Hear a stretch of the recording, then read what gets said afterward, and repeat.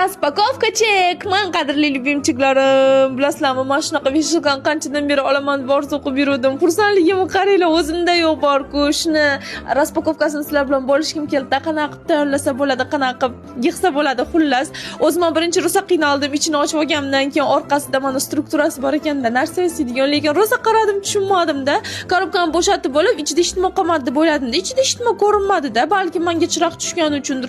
Lekin qoqaman desam, shunaqa tushdi, cho'chib ketdim, yuraklarim tushdi bor. Yana biror nima bormikin desam, yo'q ekan. Bir amallab yasashni boshladim. O'sha korobka orqasidagi strukturaga qarab yasadim-da, yomon qiyin ekan lekin yasash. Mana bu bo'lsa teskari qo'yib xursand bo'lishimni qaranglar, teskari qo'yganimga. Shu men xohlagan narsa kelganda shuning uchun xursandman. Ayta yiqilib tushay dedim, yoqmadi, bo'ldi, yasamayman dedim, lekin Shahlo, sen irodangni mustahkam qilishing kerak dedim. Mana bu bo'lsa bundan hassa sifatida foydalanib ko'rdim bor-ku. Har balo qilib ko'rdim-da, xullas mana bunaqa qilib yasadim. Keyin takoy chiqdi. Qarasam bir tomon baland to'g'irlanmasdan keyin pastini boshqatdan kiygizib ko'rdim.